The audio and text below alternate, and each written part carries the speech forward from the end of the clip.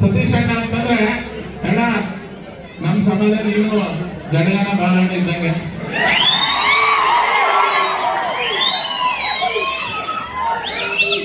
ಏನೋ ಒಂದು ಪ್ಲಾನ್ ಆಗಿದೆ ಅಂದ್ರ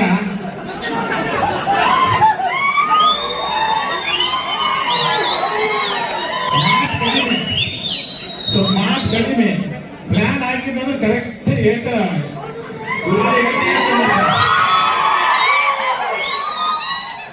ಇವತ್ತ ಬಾಲಣ್ಣ ಜಡಗನ ಮೂರ್ತಿ ಉದ್ಘಾಟನೆ ನಿಮ್ ಕೈಯಿಂದ ಆಗ್ಯದ.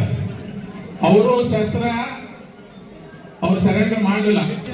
ಹಂಗ ನಿನ್ ಬಾಯಾಗ ಏನೋ ನಾವು ಕೇಳಕತ್ತೀವಿ, ಈ ಸರಿ ನಾನು ಮುಖ್ಯಮಂತ್ರಿ ಅಭಿಲಾಷೆ ಅಲ್ಲ, ಮುಂದಿನ ಸರಿ ಬೇಡ.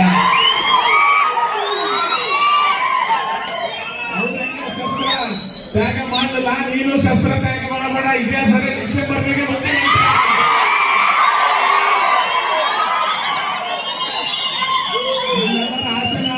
ಡಿಸೆಂಬರ್ ಆಗಂತೇಳಿ ಅದು ಆಗ್ಲಿ. ಮುಂದಿನ ಸಿಎಂ ಸತೀಶ್ ಅಣ್ಣ ಆಗ್ಲಿ. ಯಾಕಂದ್ರೆ ನಾವು ನಿಮ್ ರಕ್ತ ನೆನೆಸ್ಕೊಂಡು ಹುಟ್ಟಿದ್ದೀವಿ.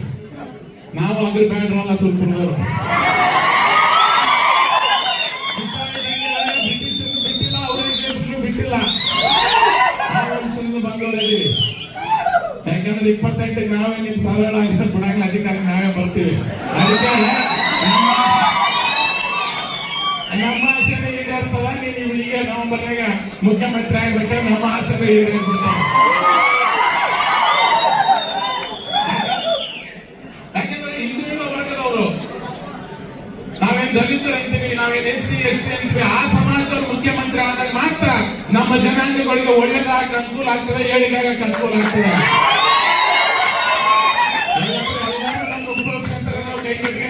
ಮಳೆ ಬರಾಗ್ತಾರ, ಅಧಿಕಾರದ ಕುಂತು ಇವ್ರು ಬೇಕು ಬೇಕಂತಾರ, ಬೇಕಂತ ಸಂದರ್ಭದಲ್ಲಿ ಮರ್ತು ಬಿಡಂತ ಕೆಲಸ ಆಗ್ತದೆ.